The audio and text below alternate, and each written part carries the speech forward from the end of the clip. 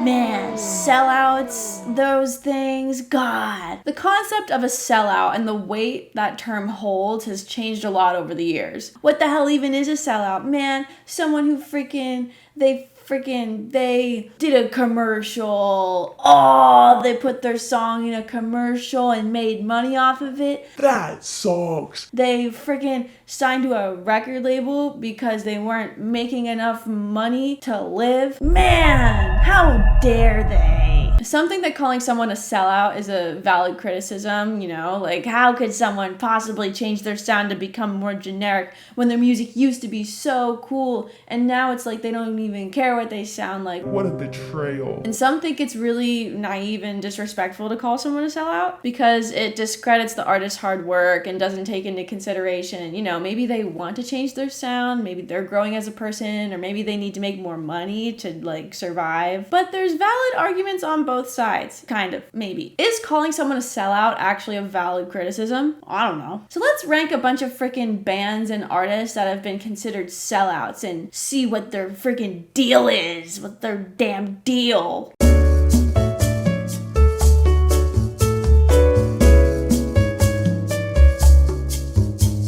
Number 1, Maroon 5. She will be loud, she will be loud, she will be funny, so why you just... Yeah. There was a time when Maroon 5 was less poppy and more rocky and soulful, especially with songs about Jane. They gave us Sunday Morning. They gave us Harder to Breathe. They gave us She Will Be Loved. They gave us Sunday Morning. This album launched them into popularity throughout the early 2000s. But fast forward to their third album, Hands All Over, and they didn't get any top 10 hits. 3 albums in, they've got to have at least one hit. They had so many no hits. Maroon 5 had always written their own music, but in 2011, the band agreed to let Adam Levine buy a song originally written for a female artist, and Benny Blanco worked on it with some other people. After Adam bought the song, he changed some of the lyrics, playfully, fiddled with them, gave him a tickle, and debuted it on The Voice. That song was Moves Like Jagger. This became Maroon 5's biggest hit ever. So then the band re-released Hands All Over, the album that flopped, their third album, that one, the one that had no hits. And they put the hit on the album. So then because they put the hit on the album went platinum. In an interview, Adam Levine said, Maroon 5 has all the components of a rock band. There's a slightly more synthetic quality to our records, but that's intentional. We're willing to adapt enough to get our songs on the radio. As long as we write songs we love, I don't see a reason not to make songs that fit everywhere and anywhere. Although that's the case, there was still some tension with people who worked with the band, including the producer that worked on songs about Jane. That producer was Matt Wallace. Matt said that he thinks that Maroon 5 went too far in the pop direction. He thinks that they suck balls now. Matt said, for me personally, the best thing they could do is make a record like the first one. Songs about Jane came from a very personal place. The new stuff seems more like amazingly constructed pop. But the success of Moves Like Jagger ended the debate within the band whether they should start writing their own songs or not, because there was some tension within the band when they were even deciding whether to start buying songs from other people or not. Some people were like, no, we gotta write our own songs. And some were like, come on, we need a hit. We need it. We need another hit. But then they bought the song Moves Like Jagger, freaking catapulted, and they were like, all right, I guess we can buy more songs. Guess we can make someone else do it. But it's not like they don't have any say in writing their own songs. I mean, they just work with other songwriters outside of the band. In my opinion, yeah, their more recent stuff isn't quite like Songs About Jane. I don't think there's anything quite like Songs About Jane. But as incredible as their debut album was, by the time it got to the third album, I mean, people were kind of tired of it, I guess. You can only do the same sound so many times until people lose interest.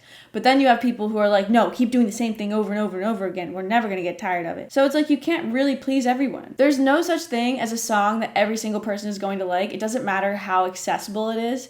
not everyone's gonna like it. And especially if they were in a tough financial situation, like if this album tanking, caused them any stress in that regard, why wouldn't they want to try something new and see if that, helps? Okay. Do I listen to Maroon 5's newer stuff? Not really, but that doesn't mean that Moves Like Jagger is a bad song. I think that's like a pretty solid song. I don't think it's soulless in any way. You know what I mean? I think it sounds like they enjoy that song too. It doesn't sound like they're just making it to make money. There's some songs that I really don't like that are newer by them, but there's also songs that I don't really like from Songs About Jane, None of their albums are perfect by any means. And the fact that they don't write all their own music anymore is not really something to criticize them about. Not only do so many artists just not write their music by themselves, but to sort of like paint collaboration as this horrible thing. How dare someone collaborate with someone else to make a product? It's just so silly. I feel like when you work with other people, sometimes you'll make something a lot better because you have a fresh pair of ears on it and different perspectives than you would if you were just by yourself in your head trying to write something. Let's give it an S tier. S for songs about songs about this. Now let's move on to Green Day. Yeah, I know, Green Day. If you're a real one, you remember Green Day. September 6th, 1993, the last time Green Day was allowed to play at the 924 Gilman before signing to a major label.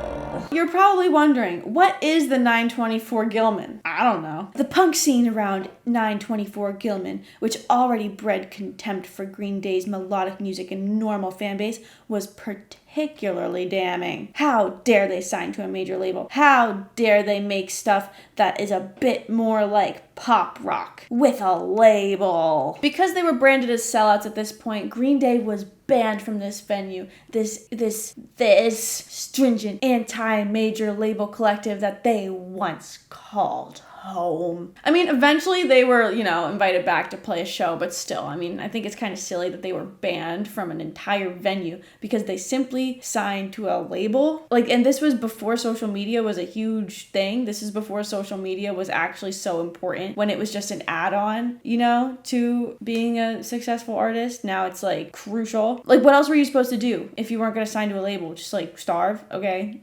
Great. But no, we're the Gilman and we want to be different. We want to be quirky and we hate money. But that's not all. Green Day not only changed their sound, but they also did a commercial. Green Day fans get it. A Rhapsody commercial. And a partnership with iHeartRadio. Stop! No! Please! It burns my eyes.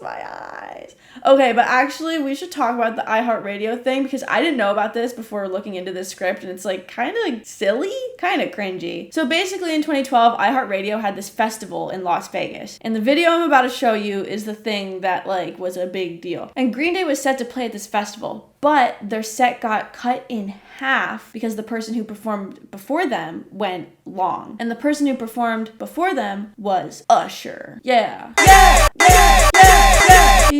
You know what I mean? Hey, you know how it goes. That's Usher. Yeah. So yeah, when Green Day had 1 minute left, Billy Joe Armstrong got really cwanky and rolled the clip.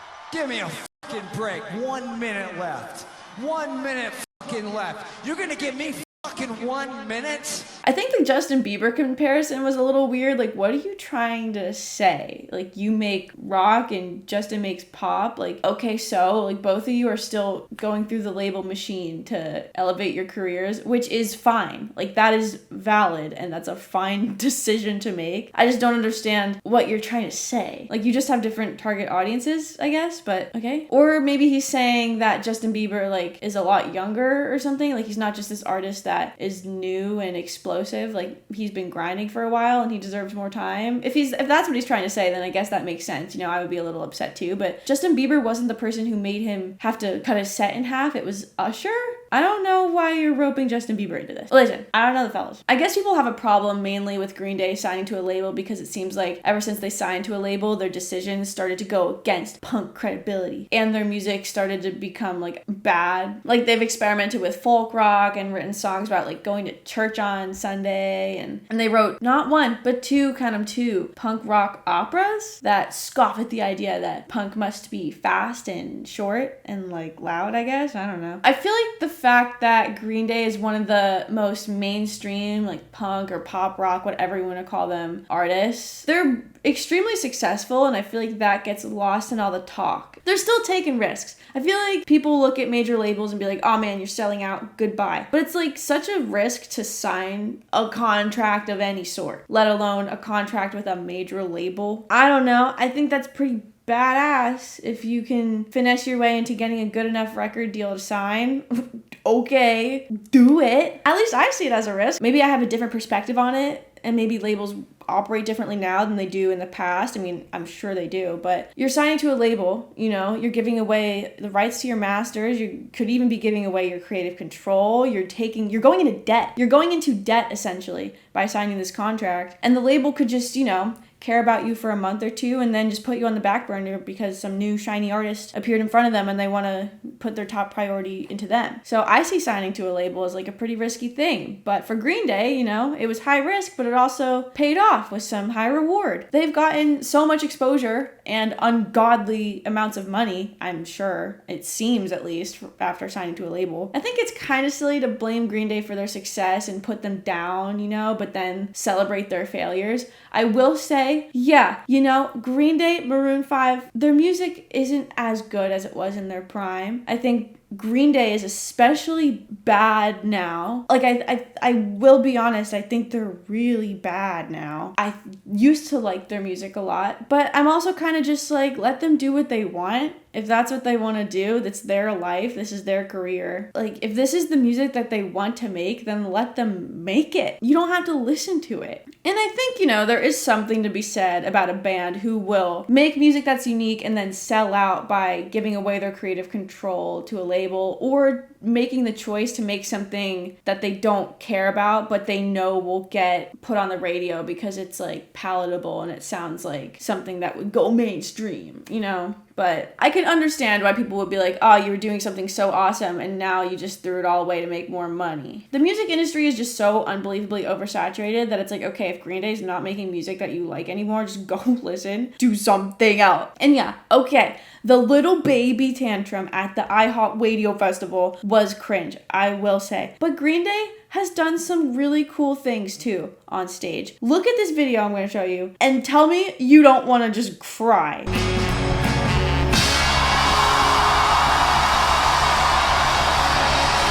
So yeah, S tier. I don't give a fuck. They just, S tier. Do they suck now? Yeah, I don't care. Whatever. Number 3, Black Eyed P. Black Eyed Peas? No, Black Eyed P. Just one P. A lot of people's first impression of the Black Eyed Peas was through songs like Where's the Love and Pump It. I mean, at least that was my first impression, so I just assumed that like everyone felt that way. But that's not the case. A lot of people knew them when they were super underground. Well, not a lot. Some people did. You get my point. My point is, Black Eyed Peas were underground for years before they really started to explode. And there were a bunch of pea brains who were super early on to the Black Eyed Peas that are still bitter that they don't sound the way that they did now. The Black Eyed Peas started out as more of a hip hop group, and this is what their music used to sound like. Years and years ago, the Black Eyed Peas started out as a Los Angeles-based group with the members will.i.am, Apple Diap, Taboo, and Kim Hill. Their debut album, Back to Front, had a little success in 1998. I mean, it was enough to get their name out there into the masses. But then their follow-up, Bridging the Gap, had a pretty weak response and left the Peas feeling defeated. In interviews, will.i.am said that, you know, like they were going out drinking every night and just feeling pretty because they felt like people didn't really care about them anymore and that they weren't going anywhere. But instead of just doing the same thing over and over again and hoping that one day it takes off, they decided to innovate their sound. Kim Hill, the previous female vocalist, ended up leaving the group, and in came Fergie. And Fergie was actually previously part of another underground band called the Wild Orchid. This is when the P's started to mutate. They started to metamorphosize. They began to bridge a gap between hip-hop and pop with a very unique sound. And it didn't go over that well at first. Some critics thought that this was like a blatant attempt to cross over and felt forced and watered down. But in 2003, they released the album Elephunk, which had the song Where's the Love on it. This song was so powerful that it brought this little oddball LA local group into the public eye. I mean, this song was catchy, it was deep, it was topical, it was versatile. It provided criticism on the state of the world and world peace after 9/11. And it became a massive global hit. Fergie brought a lot to this group, you know? It was an all-male group. Here comes the girl boss. And it provided sex appeal, I guess. But more importantly, it brought an emphasis on catchy hooks. After Where Is the Love, you know, Black Eyed Peas kind of devolved into things a little less deep with one word or one phrase hooks that are repeated a lot, like I'ma Be and Pump It. But they still have a lot of hits regardless. I mean, even though Boom Boom Pow is not on the same level of deepness as Where's the Love, I think that songs like that and their repetitive nature are just catchy. You know, our brains are sort of wired to be like, oh, okay, this is repeated. It's gonna be stuck in my head a little bit, you know? I think it's interesting because I feel like we can get tired of redundancy, but they pull it off, you know? They can say I'ma Be and boom, boom, boom a bunch of times and we eat it up. Yeah, we do. Will.i.am has actually said in interviews in the past that he doesn't mind being called a sellout because that means that people loved their first record so much that they were upset to see them change. So it's cool to see that he has like a positive outlook on what people are trying to criticize him over. In my opinion, I think the Black Eyed Peas were really good before Fergie, and I think that they were really good with Fergie. Like I think they're just good in general. Girl boss alert. In comes the girl boss. We're gonna cause a havoc over the girl boss. I don't care if she did the national anthem. I don't care. They gave us Boom Boom Boom. They gave us Pump It. Would you really rather this band be miserable? They said it themselves that after the failure of that one record, their second record or whatever, that they were so upset. It was making them feel horrible about themselves. So instead of, you know, just not doing anything to change it, they tried something new and it really worked. What if they didn't do that? And they just, you know, kept doing the same thing over and over again? They might still be underground. I think that it seems like their transition of sound was from a really genuine place and they ended up making a lot of amazing music out of it. I mean, Where's the Love? You can't say that that's like, oh man, we made that song because we want to make a lot of money. No, like that song is actually just like really well done, I think. And overall, I think their decision to change their sound was respectable, and I think some incredible music has come out of that decision. So we gotta give them an S tier. I know we're giving everyone an S tier. I know that technically, I feel like the Black Eyed Peas should be a little higher than someone like Green Day, but everyone, I make the rules. I make the tier list. This is my list. This is my list, and everyone's a winner. Spoiler alert, but we're not even done talking yet. Let's move on to the next one. You're not gonna like this one, but we gotta talk about it. Taylor Swift. Taylor Swift is thought of as one of the biggest pop stars in the world, but she began her journey as a country musician. She signed a record deal at 14. Her first big hits were songs like Tim McGraw and Our Song. Our Song was the one that I knew her from first. I'd never heard of Tim McGraw before, if I'm honest. Apparently, Our Song was actually written for Taylor Swift's high school talent show. Isn't that crazy? It has nothing to do with the point I'm trying to make, but I just thought it was a fun factoid. She became a huge success while she was living in Nashville and was winning awards at the CMAs. She also got a Grammy for the Album of the Year for her sophomore album, Fearless.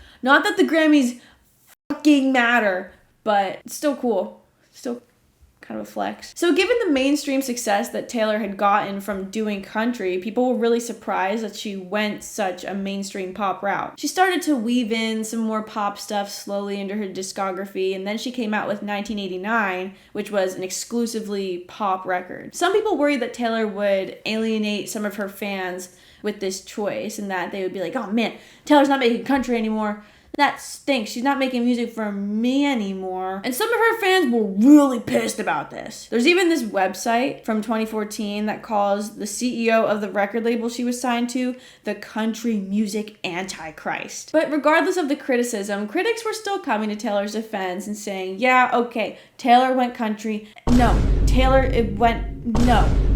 was country and now she's pop. Okay, her music still feels sincere. It still feels genuine to her experiences. She's still writing about these boys. She's not making them up. The initial perception of Taylor sort of being this like superstar, but also just like the girl next door, started to wither away a bit more as she got more and more famous, especially when Red came out. But this album resulted in some of the biggest sales numbers in Taylor's career. Maybe she was under pressure by the label or by management to go more pop and make more money. But also maybe Taylor just wanted to go more pop. I mean, she signed so early and she started blowing up so young, where like she's still growing as a person. Maybe she just didn't want to make country. Maybe she wanted to do some pop because that's what she was listening to. But regardless of the reason, it's just like, get a grip. Oh, shut it. Just listen to something else. I get it. I mean, at this point, like, country was a pretty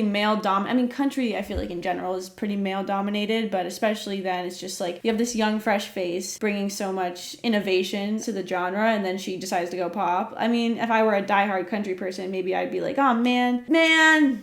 But, like, shut up. You know, it's her career. She can make more poppy stuff if she wants. If you don't like it, then just, like, okay, it's her career. If she wants to be, like, an A-list household name, if that's really what she wants, and she can have the means to get it, then go get it. And even recently, she came back to her more, like, country sort of folky roots with Folklore and Evermore and stuff. It's not like she's only made pop forever. She definitely had a phase, but now she's doing other stuff. It's fine. S tier. Let's go Taylor. Talk about girl boss. Hello. She's a doctor now, isn't she? From NYU. It's pretty badass. Pretty